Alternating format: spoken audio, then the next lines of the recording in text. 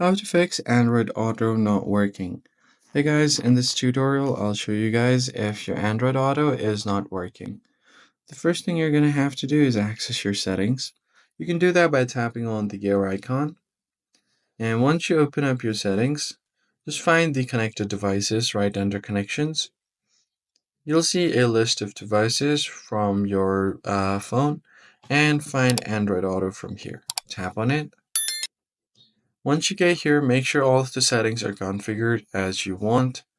And then the main step is to change the startup type.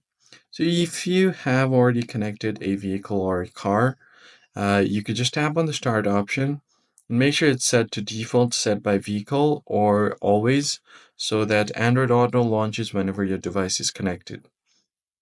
Once you have done that, just make sure all of these settings are according to your preference as well. Now go back and scroll down until you find apps. Once you get to the app settings, you're going to have to search for Android Auto up top, or you can just find it right here. Tap on it, and once your Android Auto is open, go to permissions.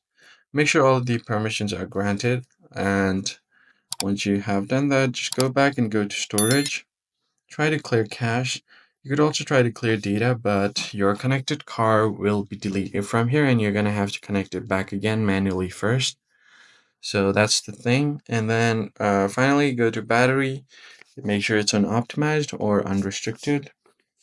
Then just go back and restart your device. Now your Android Auto should be working fine. That's it for this video. I hope it was helpful. I'll catch you on the next one.